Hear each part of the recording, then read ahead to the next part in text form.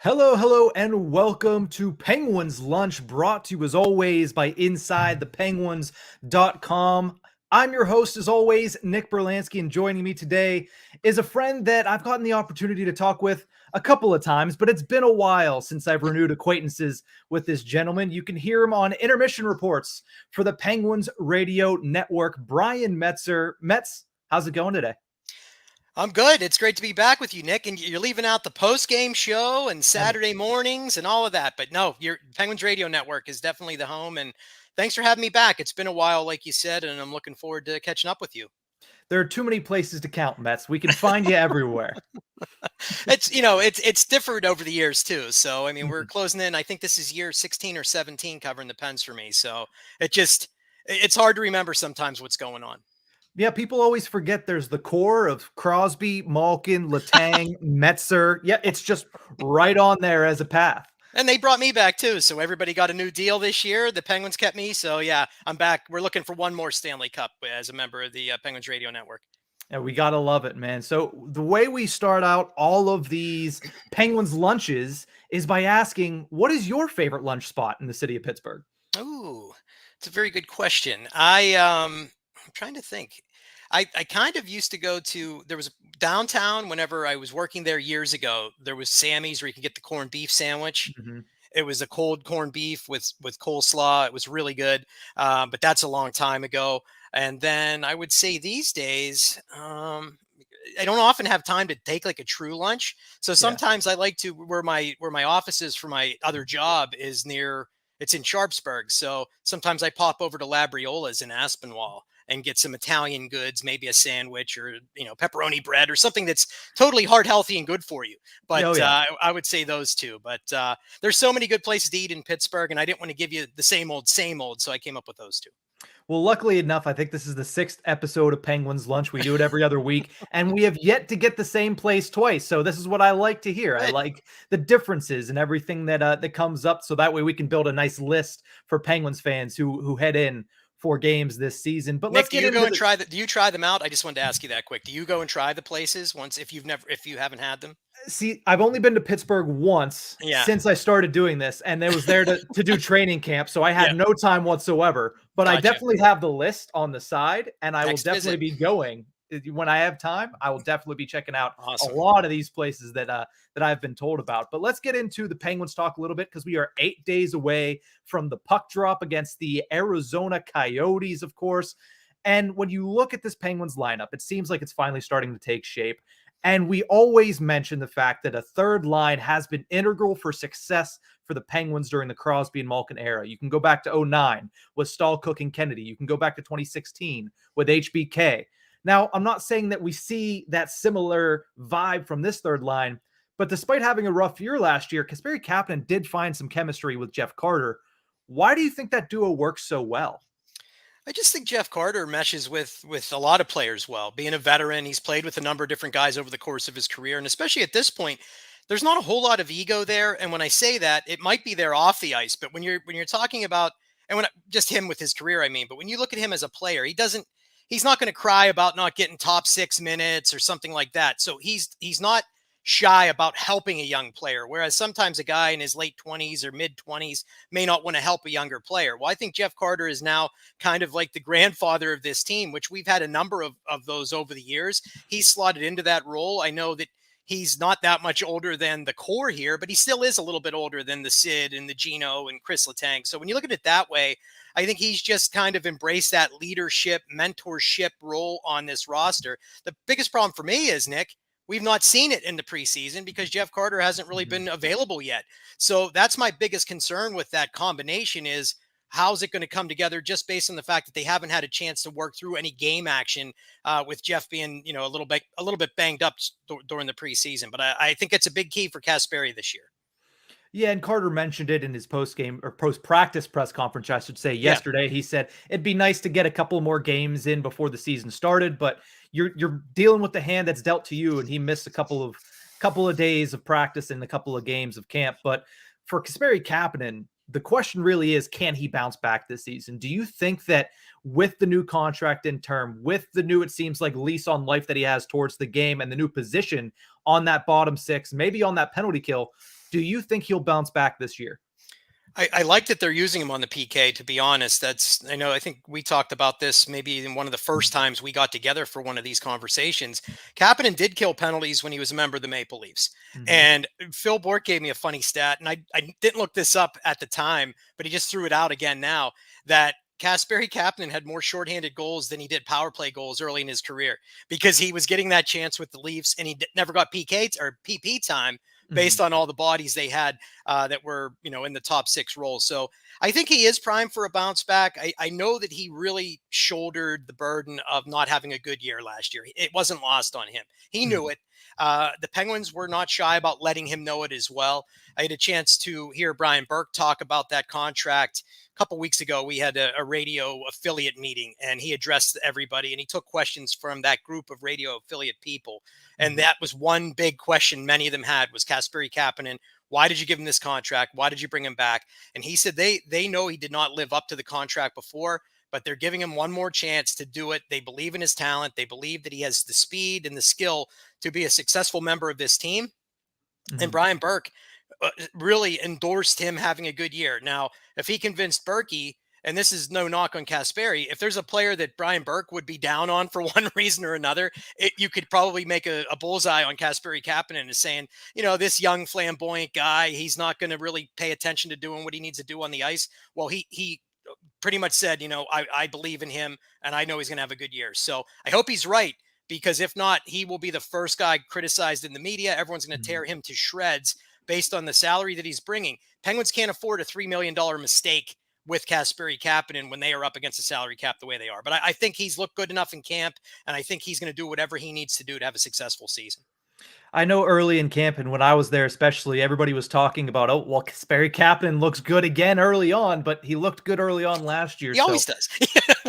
The bright lights turn on October 13th, so we'll see if he can continue that pace this year, which he wasn't able to do last year. But somebody else that has caught people's attention during training camp, still up with the NHL roster, is Sam Poulin. He's been welcomed as a surprise at this year's camp. I mean, Sullivan said that he is, quote, light years ahead of where he was last season. Do you think that he makes this team out of training camp? There's about 4 cuts remaining. It seems like he could be one of those cuts, but do you think that there's a chance that Poulin has impressed enough to be there on October 13th? He's certainly forcing their hand at this point based on what he's done. From the earliest moments of the preseason games, he went out and he set up a tying goal late in the first Columbus game a couple Sundays ago. He was noticeable all afternoon that day. His speed looks better than it ever was, because if you recall, the listeners will know this as well, but the knock on him was his skating. He always has had some pedigree around the net. He could score goals, and he was a very good minor or junior league hockey player, but how would that skating translate? Well, he looks like he's worked on it in the off season, so that's good. And then now, I think what the biggest eye opener for me was, Nick, was the fact that he was still here and Drew O'Connor got sent down, because everybody pretty much anointed Drew O'Connor as being a member of the team last year, and they couldn't believe, he wasn't getting a longer look. I know he had his lung issue, and then there were cap issues late in the season. But when you look at this entire organization, Drew O'Connor was, squarely ahead of Sam Poulin, and now I would say that the young first round pick is certainly primed for a chance. He's looked good every time I've gotten a chance to watch him. He's looked good in camp, and I think that, the thing that might happen early just to get cap compliant is he might get sent down, but I would not be surprised if they find a way to bring him right back. He's looked really good. And I will say the biggest change, flipping him from the wing to center, because he wasn't doing a great job on the wing for whatever reason, but he got placed at the center position, and it was like the light bulb went off for him. He looked like a different player, and I'm really excited to see him kind of mature. And if he ends up being a really good bottom 6 center, I know he's a first round draft pick, but you still need to fill that role. I think that would be very good for this organization, because they haven't had a whole lot of first round picks, let alone guys that have made this roster. So having him step into some capacity in the bottom 6 and do so effectively and still chip in maybe some goals and assists, I think that would be very good. Okay, so Metz, there's nothing that makes Mike Sullivan salivate more than a forward that can go from wing to center, first line to fourth line, and forechecks and protects the puck It seems like Sam Poulin's checking all those boxes. So if he can do that, Mike Sullivan is going to have a field day putting him in the lineup later in the season. You're exactly right. I mean, Mike Sullivan and the Penguins organization as a whole now, going back a couple coaches before him, this organization, and maybe it was a Shiro thing when he came, but they love players, and it's been ingrained in this organization to do what you just said. They can play anywhere. They have that chameleon-like ability to play any position, any role. If you recall, guys like Matt Cullen would be in the bottom six, and then you'd lose a guy on your top line. Cullen would flip up and play on the top line. UC Jokinen was that way. A lot of different players over the years. And I think Poulin is a guy now that is showing all of that. He is checking the boxes. He's got the offensive upside, and he's not made a lot of big time gaffes that you would think from a young player that I think were evident in the past. And that's why he's still here in camp. I think they do believe he could be a player on this roster. And if you have a Bluger out, if you have a Carter who's banged up, there's certainly an opening for him. So maybe that's something to consider as well. If Teddy's by chance not ready, maybe he takes a week or so on IR and you give Poulin a longer look.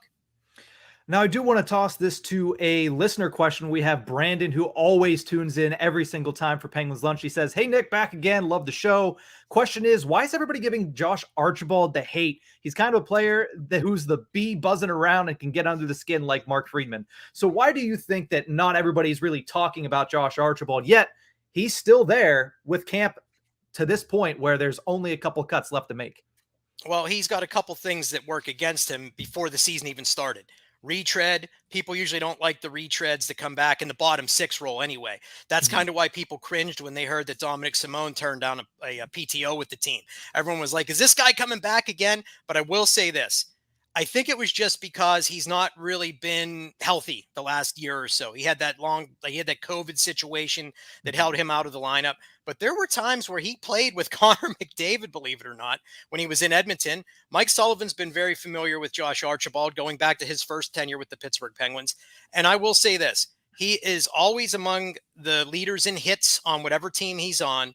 That's something that the Penguins have been lacking since they lost Zach Aston Reese. I know Czar wasn't going out and doing everything that we anticipated when he came to the organization, but Josh Archibald can do everything that Czar did, plus maybe even score a little bit, because he just showed that in his last preseason game. He can throw pucks to the net. He was very evident.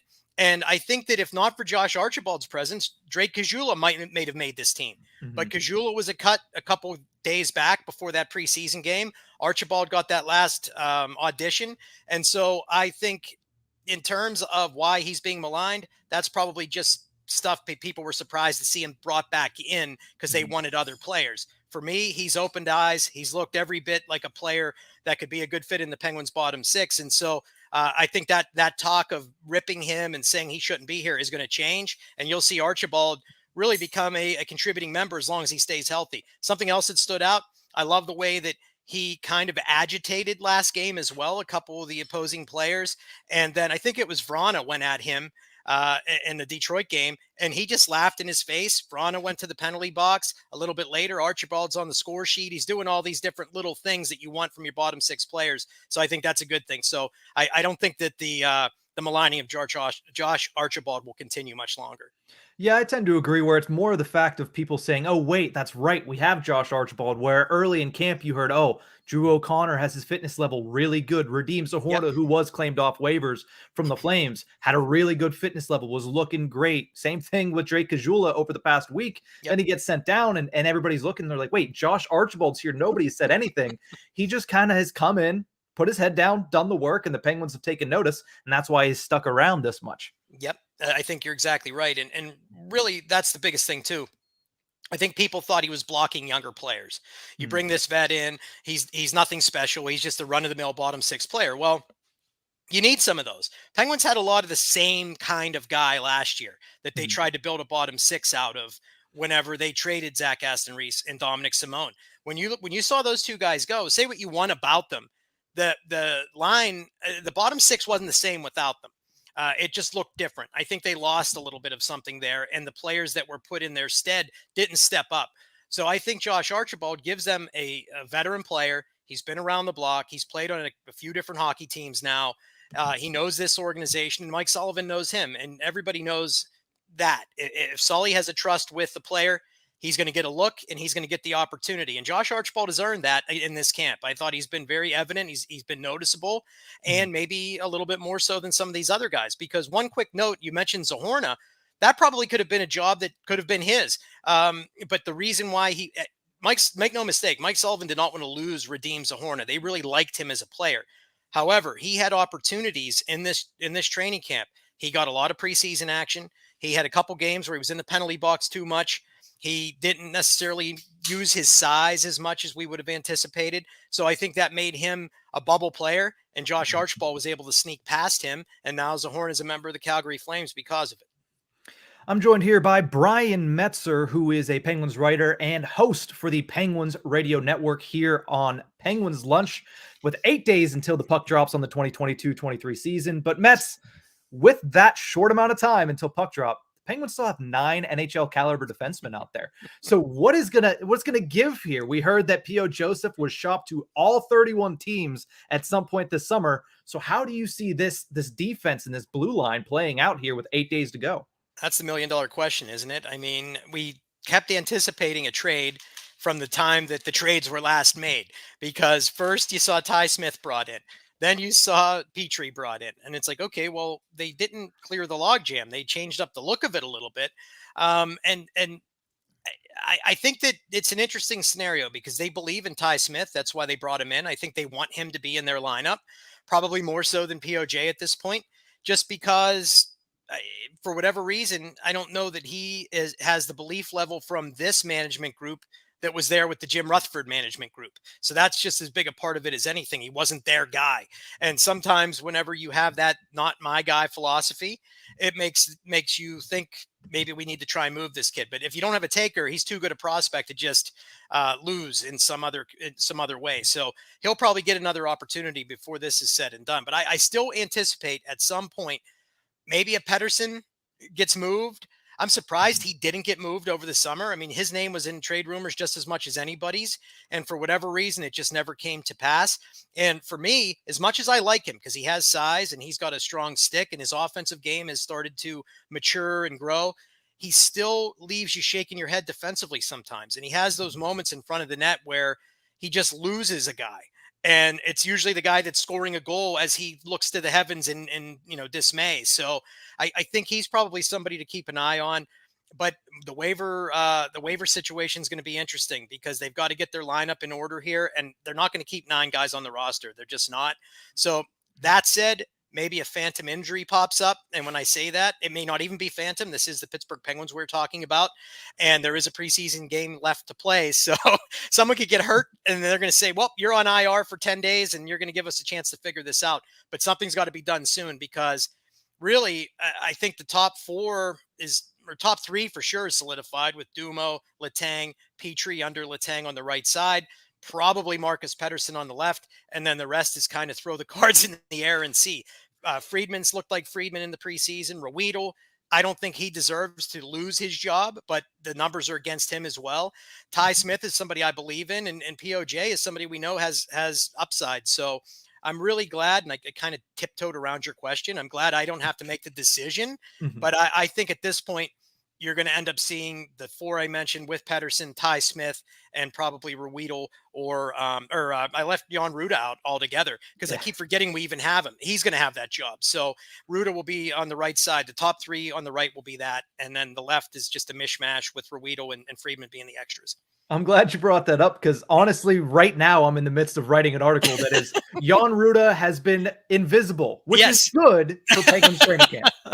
I've been forgetting about him since the Penguins brought him in, just because, I mean, that's kind of the player he was with all of his teams. I know he gets maligned a little bit himself. People think that he was the product of playing with good partners over the course of his career, and that's why he was a solid player on winning teams. But I think that his size is something that's going to be a good thing to watch. He's physical enough, and the Penguins' right side at this point is probably as good as any in the National Hockey League with Letang, Petrie, and Ruda. The difference here in Pittsburgh is Ruda's not being asked to be a top pairing defenseman like he was when he played with someone like Victor Hedman.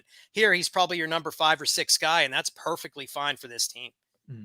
I'd be remiss, Mets, if I didn't ask about Mario Lemieux, because it is the man's 57th birthday today. So I want You're to here. ask you, what is your favorite memory of Lemieux? It can be on the ice, off the ice. Just what is your favorite memory when you hear the name Mario Lemieux? Well, I don't know. You probably know this just from following me over the years and interacting with me, but I absolutely revere Mario Lemieux. I mean, to Mhm. me, he is regal. I mean, he is just royalty in Pittsburgh. I will never forget the 5 goals, 5 different ways. Listening to that at my grandmother's house, I used to see my dad on the weekends, and he lived with her. We were listening on the radio.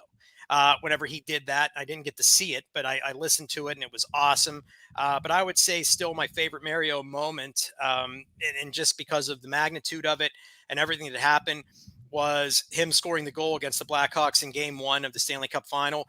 We were watching that game, and I think I probably leaped up and banged my head on the ceiling of a room I was in because we were going so nuts over it. But when you look at Mario as a whole, it's so hard to quantify the impact on the game of hockey, the Pittsburgh Penguins, Pittsburgh in general, for what he's been able to do. And to just have a chance to actually interact with him a couple of times over the years during my tenure working for the radio network and covering the team has just been, a dream come true for me as somebody that grew up rooting for Mario. I always say he's the best salesman that the National Hockey League could ever have. Mhm. Because if you wanted to teach somebody how awesome hockey could be and get them involved in watching it, show them highlight reels of Mario because he could do things that nobody else could do. And that's what he did to a 9-year-old me when he arrived in Pittsburgh. It was showed off all of this stuff, all these crazy moves and goals and throwing up points and scoring from everywhere. I mean, just when you see the size, the grace, the power, everything about his game, it was just amazing to watch. And he was an even better person off the ice. I know he has his critics out there. When he was young, he didn't, he didn't want to put himself out there, and he was a tougher quote at the time. Mario is one of the best things, if not the best thing that's ever happened to this organization. He's a philanthropist and just such a great human being. And I know I'm like really going overboard here, but really, when you think about that guy, it's like I said, the best salesman for the Pittsburgh Penguins, for the NHL, and for being a good human being. So it's just really cool to see the give back and his want to stay in Pittsburgh and have that give back and overcoming some of the things he has in his career. 80%, 70%, 60% of Mario Lemieux is better than just about any player in the league. And we got to witness that time and time again. One of my greatest failures is not being born early enough to watch his entire career. Like and I can't Not a handle that. failure, though. It's not a Well, failure. I can. That's how good he is, though. He makes you think, man, if only I was born earlier and I could have Blame your watched all of parents, this. man. Blame your parents. They I got should to have get got, on. you could have got going earlier. Or maybe, you know what, you got to take it up with God and say, hey, why didn't you put me in the queue earlier, man? I needed to be on Earth. Thankfully, we have YouTube, so we can go back and watch that. But no, I think it's no understatement to say that everything the Pittsburgh Penguins and their fans they owe to Mario Lemieux. Like it's not that there's Yep. no other way to put it. But definitely want to finish this off like we finish off every episode with a little segment I like to call quick dishes. These Okay. are rapid fire questions, some hockey related, some not so much. And we'll finish with a bonus one put in the comment section by Nick Horwat, who we both know and Uh-oh. love. Uh-oh. But we'll start this off with better fall holiday, Halloween or Thanksgiving. Halloween. You know me. Easy. Oh yeah. I can elaborate if you want, but Halloween. I got Michael Myers over my shoulder right on the windowsill there. You Oh, can see that. yeah, I was about to say I could see that in the corner, so I Yeah. kind of knew the answer to the question. But Yep. secondly, what position would you play if you were in the National Hockey League? Well, in my hockey career in general, I started as a defenseman, and actually I played goal whenever I was really young, transitioned to D, and then to this day, whenever I play winger, I would be on the right wing. I actually prefer left wing though, because you can just kind of post up and use my right-handed shot to bury those one-time passes. So probably a left winger.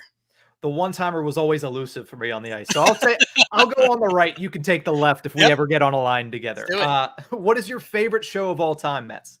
Oh man, I love the show Scrubs, Mhm. and I watch it anytime I still get a chance to run into it. Today, Friends, I loved. We've been watching Big Bang Theory again here in our house. That's a great show. But I would say those were just a quick. Scrubs always comes to mind as my number one, but I would Mhm. also say the show Hannibal, which was a series that was out for a while based on Hannibal Lecter. That was a really cool show that I wish they continued with because they were just catching up to Silence of the Lambs when Mhm. they killed it and it went away. And there's rumors all the time that they're going to bring it back because Mads Mikkelsen this is blasphemous, but was a better Hannibal Lecter, I think, at times than Anthony Hopkins, which is crazy. I mean, and both are excellent. Don't get me wrong, but Mads was awesome as Hannibal. That definitely falls into the hot take category for sure. It is. Yep. I'm not ashamed to throw a hot take your way. If one thing I knew about you, Metz, it is that you're not afraid of a hot take. But we have a couple more here to go. Other than the Penguins, what other team do you like to watch? Well, believe it or not, I was always a Sabres fan. So I not to the point where I really suffered with their fans when they've sucked for so long now, but I always did like them. I was a big Pat LaFontaine guy. I liked Alex Mogilny, watching that era. And it's kind of funny. It transitions into Mario talk, watching Mario come back and chase down LaFontaine. It was win-win for me because I was thrilled to see Patty LaFontaine do well while Mario was out with his cancer treatment. But then, of course, the fact that Mario ran him down like the dog he was fine with me in the scoring race. But I would say that team. And then if I get a chance now, I love just watching different Western Conference teams because you don't see them in person a lot. So I like to catch their games. I'm a night owl anyway. So to stay up late, watch the Sharks play, watch the Kings play, Edmonton, teams like that. But generally my favorites when I was if I was going to root for a team that wasn't the Penguins, I always liked the Sabres. Penultimate question. I always I'm almost forgot about Horwatz, but penultimate question. What would you rather do? Golf with Mario Lemieux or fish with Sidney Crosby? Ooh, I suck at golf. I've only golfed like twice in my life. So I'm going to go fishing with Sid because at least I might be able to hang in there. And if I don't catch anything, it doesn't look bad because sometimes you don't catch anything, but it would be very obvious if I stunk playing golf with Mario. So fish with Sid. That's back-to-back episodes where we've gotten along the same answer for that one. Doug Gladkey was on the show 2 weeks ago, and he says, I'm so bad at golf, I just don't want to anger Mario Lemieux with how bad I would slow him down. So fishing with Sidney Crosby, which I loved it. You got to play in a scramble so that, you don't ever have to let Mario drive and maybe some other guy chips onto the green. And then when you have that 1 inch putt left, then I can go knock it in. There you go. Perfect setup right there. Yep. And I have to ask the last one. Well, I knew Horwat was going to jump in with something like this. He wants to know, Metzy, what's the next concert? As a matter of fact, I am planning to go see Batushka at the Preserving the Underground in New Kensington a couple Sundays from now, which I forgot that I bought a ticket to because they announced it so long ago. And I remember checking the hockey schedule and it worked out because I'm entering high season of not being able to do anything else but do cover hockey games. So we squeezed in all those shows. I saw Nick a few times down at AE, and that's why he's asking, I guarantee. Plus he knows I go, but that's the next one. Batushka, which is this really crazy black metal type band, but they're playing up in New Kensington of all places in Pittsburgh, which 99% of the time you're at Mr. Smalls or something, but I'll be having to make the long trek up to New Ken to see this one, but a couple Sundays from now. Yep. It never fails. Almost every time that I know Horwat's working at Stage AE, it's, hey, I ran into Metz. I'm like, well. Well, he worked some really good shows this summer. That's why. He does. Yeah, he was at good ones. No, he was at Heilung. I saw him at Anthrax, the BLS. So that Anthrax BLS show was awesome. So Hatebreed opened it up, and Hatebreed with the awesome Pittsburgh shirt that night too. They always put out a Pittsburgh shirt. This one had the Penguin, Pirate, and Steeler logo, so kind of morphed into one, and they do a nice job. But yeah, it's always fun to run into Nick at the building. I think one night he was at the door. He's upstairs. He's everywhere. He's practically running the place now. Yeah, well, I wouldn't say he's running the place. The last time I saw him there, he was holding a puke bag. So a little bit of everything. For it wasn't mine, I promise. Exactly. Well, Metz, thank you so much for joining us here on Penguins Lunch. Let everybody know where they can find you on social media and what they can expect from you on the Penguins Radio Network.